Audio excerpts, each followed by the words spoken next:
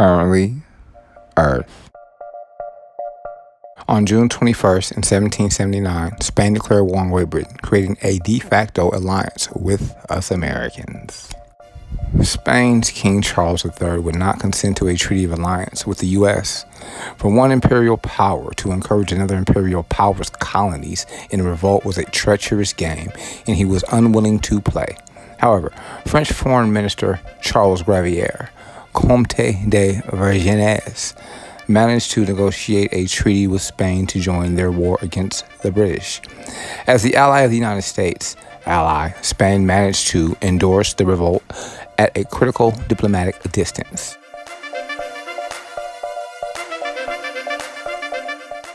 The American Revolution had already spawned a world war between the two international powers of Britain and France. Spain's entry into the imbroglio ensured that the British would have to spread their resources even thinner. King Charles wanted to reclaim Gibraltar for Spain and secure Spanish borders in North America, and the Spanish immediately laid siege to Gibraltar at the mouth of the Mediterranean Sea.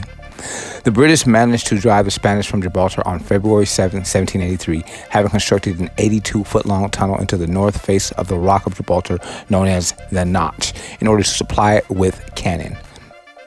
However, King Charles succeeded in his North American goals.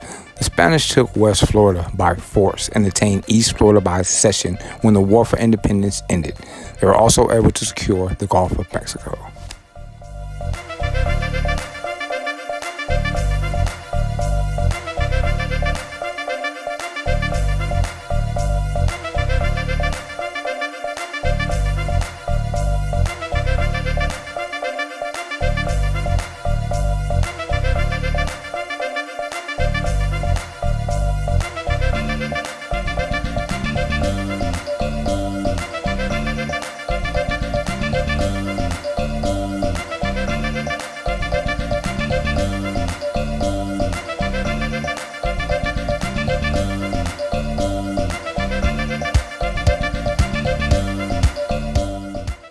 On June 21st in 1788, our awesome United States Constitution was ratified.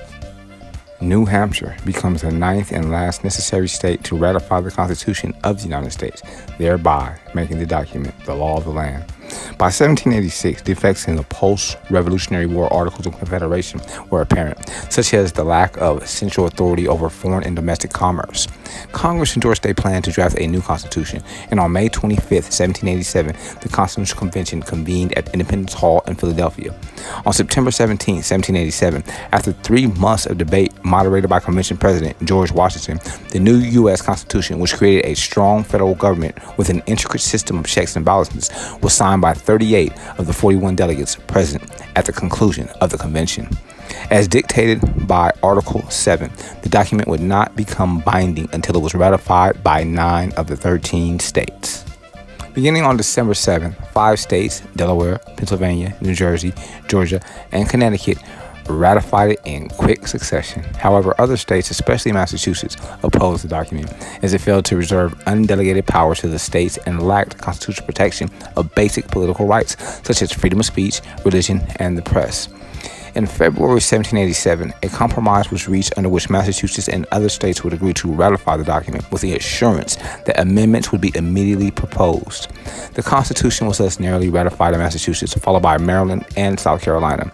On June 21, 1788, New Hampshire became the 9th state to ratify the document, and it was subsequently agreed that government under the United States Constitution would begin on March 4, 1789. In June, Virginia ratified the Constitution, followed by New York in July. September 25, 1789, the first Congress of the United States adopted 12 amendments of the U.S. Constitution, the Bill of Rights, and sent them to the states for ratification. 10 of these amendments were ratified in 1791.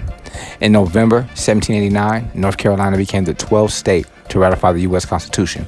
Rhode Island, which opposed federal control of currency and was critical of compromise on the issue of slavery, resisted ratifying the Constitution until the U.S. government threatened to sever commercial relations with the state. On May 29, 1790, Rhode Island voted by 2 votes to ratify the document, and the last of the original 13 colonies joined the United States. Today, the U.S. Constitution is the oldest written constitution in operation in the world.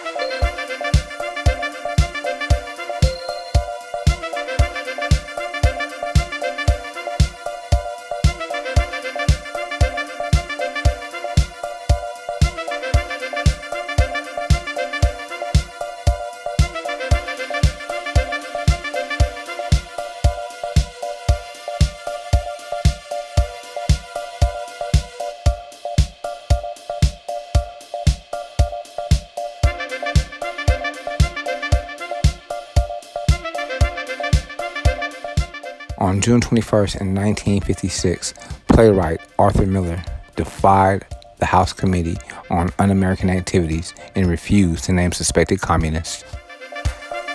Miller's defiance of McCarthyism won him a conviction for contempt of court, which was later reversed by the Supreme Court.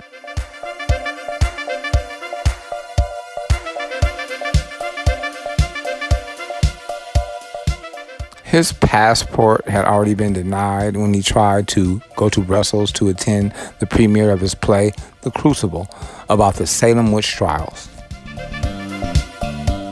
Arthur Miller was born in 1950 to a well-off German Jewish family with a prosperous clothing store. However, the store went bankrupt after the stock market crashed in 1929, and the family moved to Brooklyn. Miller finished high school at 16 and decided to become a writer after reading Fyodor Dostoevsky's The Brothers Karamazov. Miller worked for 2 years in an automobile parts warehouse before he attended the University of Michigan, where he studied journalism and playwriting. His student plays, largely studies of Jewish families, won awards. His first literary success was a novel called Focus, about anti-Semitism. His first hit Broadway play, All My Sons, was produced in 1947. In 1949, Death of a Salesman was produced and won a Pulitzer Prize. In 1956, Miller divorced his first wife and married the glamorous movie star Marilyn Monroe.